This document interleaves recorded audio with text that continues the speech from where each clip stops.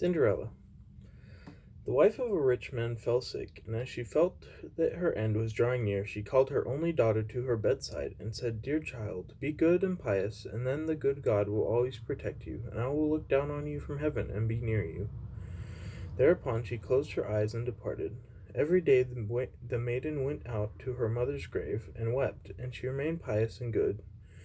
When winter came, the snow spread a white sheet over the grave, and by the time the spring sun had drawn it off again, the man had taken another wife. The woman had brought with her into the house two daughters, who were beautiful and fair of face, but vile and black of heart. Now began a bad time for the poor stepchild. "Is the stupid goose to sit with us in the parlor?" they said. He who wants to eat bread must earn it. Out with the kitchen wench."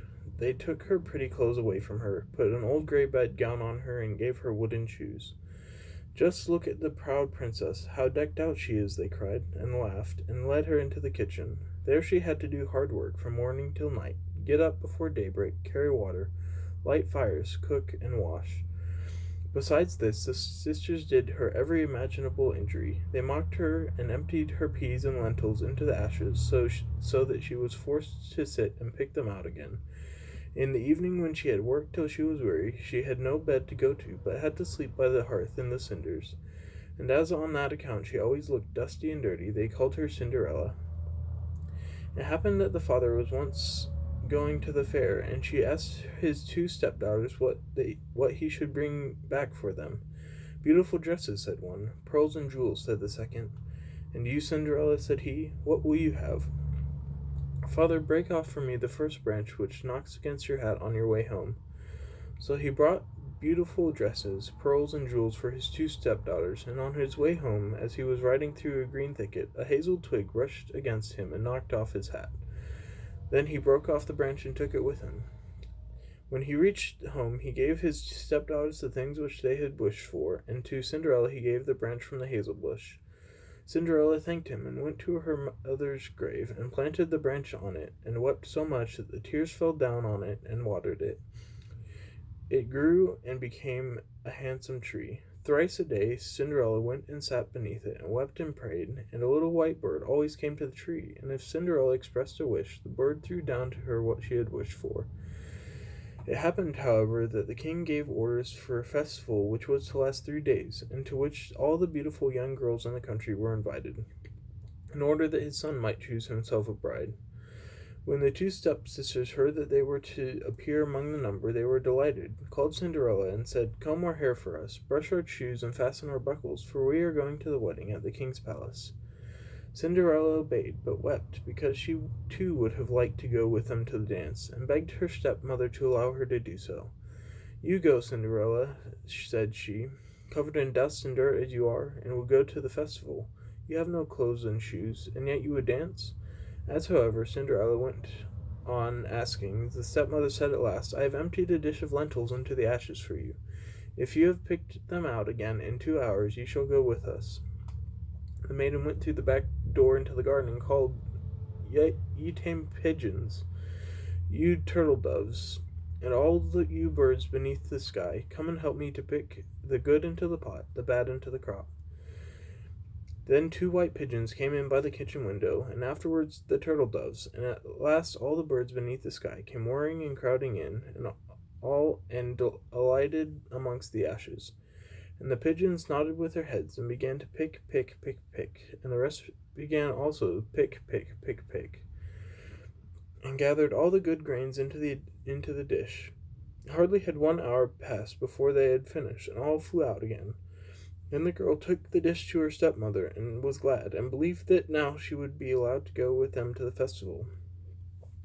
But the stepmother said, "No, Cinderella, you have no clothes, and you cannot dance. You would only be laughed at." And as Cinderella wept at this, the stepmother said, "If you can pick 2 dishes of lentils out of the ashes for me in 1 hour, you shall go with us."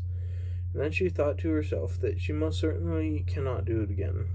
When the stepmother had emptied the 2 dishes of lentils among the ashes, the maiden went through the back door into the garden and cried, "You tame pigeons, you turtle doves, and all you birds beneath the sky, come and help me to pick the good into the pot, the bad into the crop."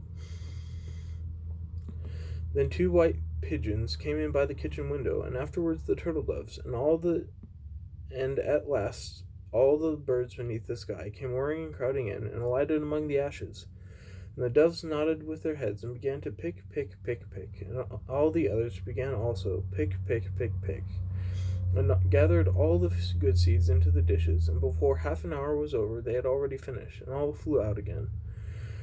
Then the maiden was delighted, and believed that she might now go with them to the wedding. But the stepmother said, "All this will not help. You cannot go with us, for you have no clothes and cannot dance. We should be ashamed of you." And on this she turned her back on Cinderella, and hurried away with her two proud daughters. And as no one was at home, Cinderella went to her mother's grave beneath the hazel tree, and cried, "Shiver and quiver, little tree, silver and gold throw down over me." Then the bird threw a gold and silver dress down to her, and slippers embroidered with silk and silver. She put on the dress with all speed, and went to the wedding. Her stepsisters and the stepmother, however, did not know her, and thought she must be a foreign princess, for she looked so beautiful in the golden dress. They never once thought of Cinderella, and believed that she was sitting at home in the dirt, picking lentils out of the ashes. The prince approached her, and took her by the hand, and danced with her. He would dance with no other maiden, and never let loose of her hand. And if anyone else came to invite her, he said, "This is my partner." She danced till it was evening, and then she wanted to go home. But the king's son said, "I will go with you, and bear you company," for he wished to see to whom the beautiful maiden belonged. She escaped from him, however, and sprang into the pigeon house. The king's son waited until her father came, and then he told him that the unknown maiden had leapt into the pigeon house. The old man thought, "Can it be Cinderella?" And they had to bring him an axe and a pickaxe that he might hew the pigeon house to pieces, but no one was inside it. And when they got home, Cinderella lay in her dirty clothes among the ashes, and a dim little oil lamp was burning in the mantelpiece, for Cinderella had jumped quickly down from the back of the pigeon house, and had run to the little hazel tree. And there she had taken off her beautiful clothes, and laid them on the grave, and the bird had taken them away again. And then she had seated herself in the kitchen amongst the ashes in her grey gown. The next day, when the festival began afresh, and her parents and stepsisters had gone away once more, Cinderella went to the hazel tree and said, "Shiver and quiver, my little tree, silver and gold throw down over me." Then the bird threw down a much more beautiful dress than on the preceding day, and when Cinderella appeared at the wedding in this dress, everyone was astonished at her beauty. The king's son had waited until she came, and instantly took her by the hand, and danced with no one but her. When others came and invited her, he said, "No, this is my partner." When evening came, she wished to leave, and the king's son followed her, and wanted to see into which house she went. But she sprang away from him, and into the garden behind the house. Therein stood a beautiful tall tree, in which hung the most magnificent pears. She clambered so nimbly between the branches like a squirrel, that the king's son did not know where she was gone. He waited until her father came, and said unto him, "The unknown maiden has escaped from me, and I believe she has climbed up the pear tree." The father thought, "Can it be Cinderella?" and had an axe brought, and cut down the tree again, and cut the tree down, but no one was on it.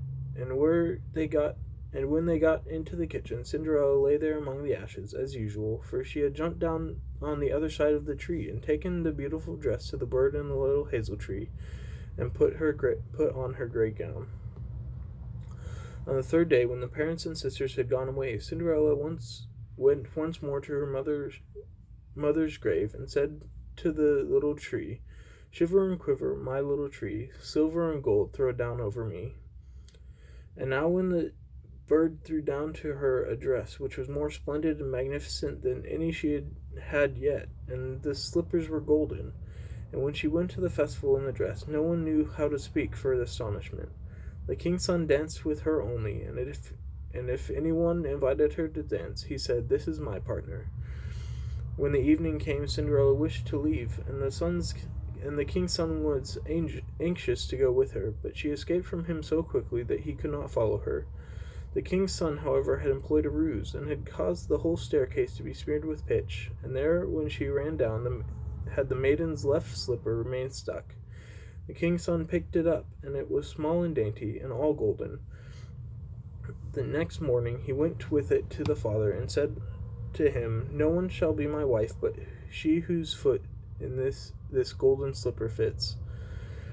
Then the two sisters were glad, for they had pretty feet. The eldest went with the shoe into her room and wanted to try it on, and her mother stood by, but she could not get her big toe into it.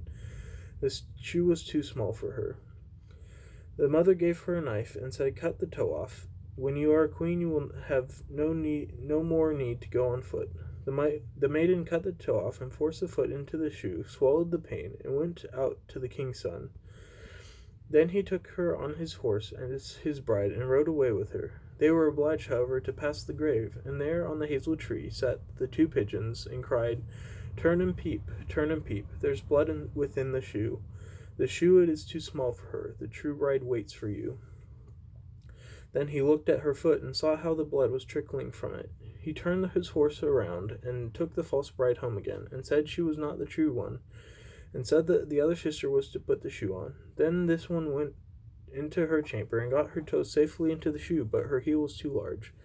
So her mother gave her a knife and said, "Cut a bit off your heel, and when you are queen you will have no more need to go on foot." The maiden cut a bit off her heel, forced her foot into the shoe, swallowed the pain, and went out to the king's son. He took her on his horse as his bride and rode away with her. But when they passed the hazel tree, the two pigeons sat on it and cried, turn and peep, there's blood within the shoe. The shoe it is too small for her, the true bride waits for you." He looked down at her foot and saw how the blood was running out of her shoe, and how it had stained her white stocking quite red. He turned his horse and took the false bride home again. "This is also not the right one," said he. "Have you no other daughter?" "No," said the man. "There is still a little stunted kitchen wench, which my late wife left behind her, but she cannot possibly be the bride." The king's son said he was to send her up to him, but the mother answered, "Oh no, she is much too dirty. She cannot show herself." But he absolutely insisted on it, and Cinderella had to be called. She first washed her hands and face clean, and then she went and bowed before the king's son, who gave her the golden shoe.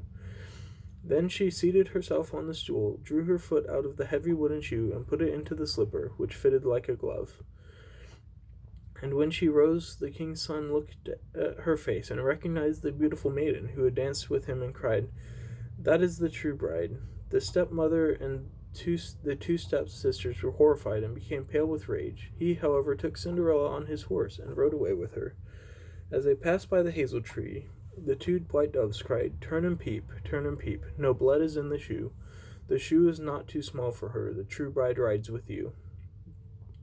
And when they had cried that, the two came flying down and placed themselves on Cinderella's shoulders, one on the right, the other on the left, and remained sitting there.